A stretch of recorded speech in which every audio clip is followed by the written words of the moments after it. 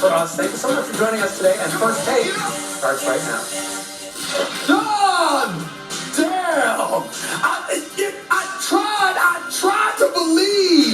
tried to believe that even though LeBron and AD, the reigning defending champions, are who they are, that somehow, some way, the Clippers would show up, man. That's what I thought, man. That's what I thought. But you know what? January 11th, Stephen A's World debuted on ESPN Plus, and Snoop Dogg, when I asked my brother from another mother, Snoop Dogg, what about the Clippers? He said, the Clippers. Please. I mean, he damn near started laughing. Actually, I take it back. He did laugh. Now we know why. Molly, Max, and your boy is in the house. The Clippers. Evidently, that's going to be a theme for this show. Kawhi. Game 2 between the Dallas Mavericks and the Los Angeles Clippers. Luke has got back to the basket. Wait a minute, Luke. I know you have that.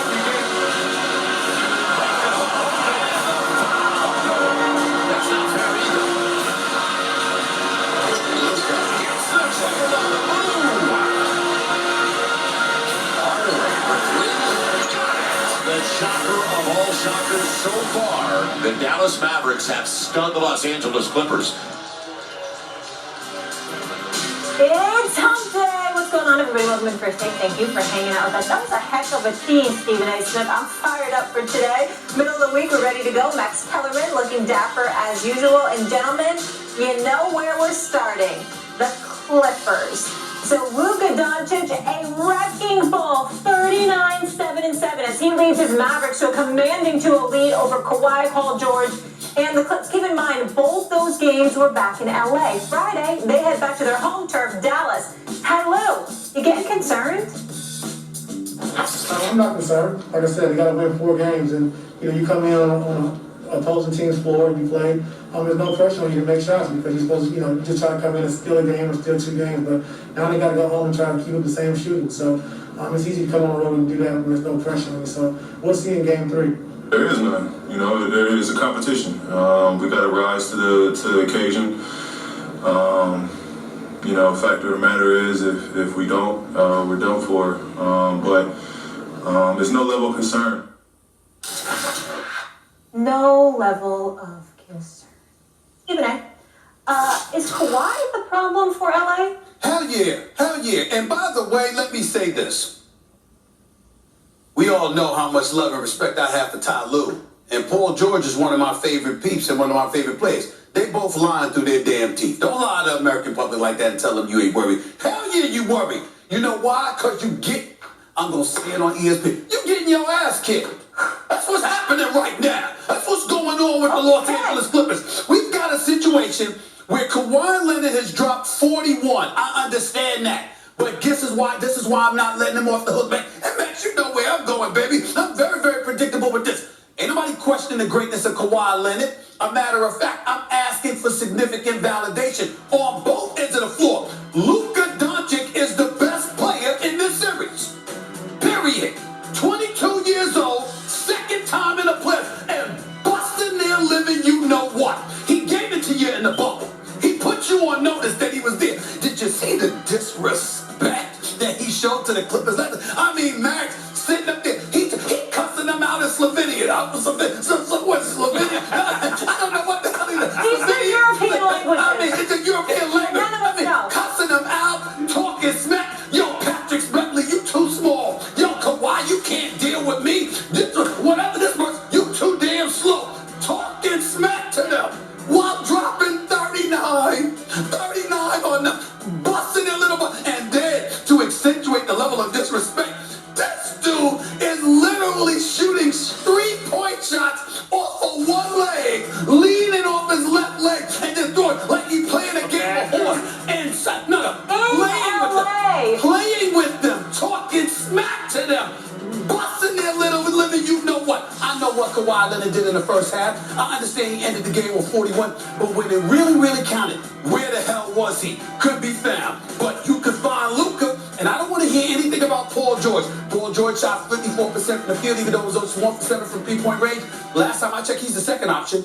He did drop 28. Okay, he showed up. Kawhi Leonard is the one with the crown dangling from his mirror. Kawhi Leonard was the one with the New Balance commercials in his convertible. Kawhi Leonard was the one that said, yo, King James, it's a new king in town. Last year, King James was waiting for him. Okay, you gave up a 3-1 lead in the Western Conference Semis and got bounced. And this year, on the same night that the King showed up in Phoenix with Anthony Davis, understanding they couldn't afford to fall to 0-2, they handled their business. And on that same night, Kawhi Leonard and the Los Angeles Clippers found themselves in a 2-0 hole to a Dallas Mavericks team that looks better, that has a 22-year-old who is better than anybody that they got right now, and busting their living, you know what? I'm going to say it one more time so everybody understands. Even though I know that this is Disney, it's the Disney Channel, it's the kids, and we love the kids. Stevie love the kids, he sure does. Bottom line is, Clippers getting their ass kicked.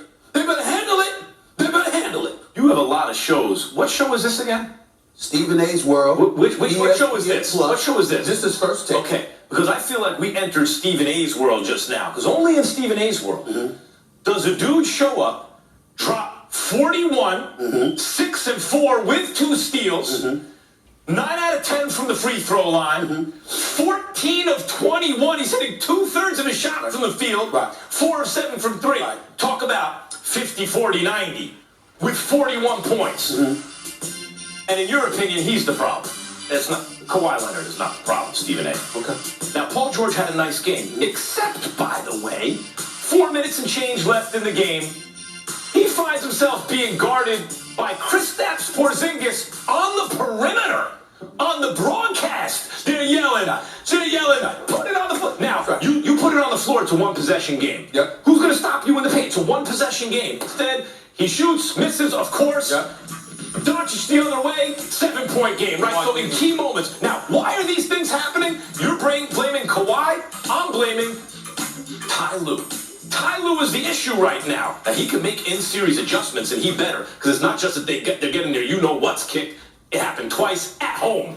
As Molly points out, that's a problem. But Ty Lue is the issue. Why did you get Rajon Rondo? What was the point in bringing in Rondo? For these moments. To organize your offense, especially under pressure. To give yourself, when it matters most, a big 3. How many minutes Rondo played last night? 19 minutes. 19 minutes. Reggie Jackson played 30 minutes. Reggie Jackson, of all the starters, right? Reggie Jackson was minus, I'm forgetting already, minus a lot in 30 minutes. You know what Rondo was? He had the smallest, everyone's minus on the Lakers, right? He had the smallest plus minus on the Lakers. In other words, when he was in the game, the Lakers operated better, Clippers. The Clippers operated better, because he did this with the Lakers too. Better, much better than with him out of the game. So let me ask you something. Corruption. Yeah. Rondo was a plus 13. Plus 13. Plus 13, because the bench. Right. The Clippers bench. Right. He was plus 13. Plus 13. Right. Excuse me. Reggie Jackson, I think, was the minus. Plus 3. Reggie was plus 3? Plus All right, 3. anyway. Plus Rondo was better than Reggie. There's a lot of plus minuses dancing around in my head right now. Okay. Rondo was plus 13. Why is Patrick Beverly starting? Why is Reggie Jackson getting that much burn? And why is Rondo languishing on your bench when the whole reason you brought him in was for this? You think it's just going to be ISO Paul George taking a jump shot over Kristaps Porzingis and it could be a 1% if Rondo's in the game? You think all these things are going down the same way?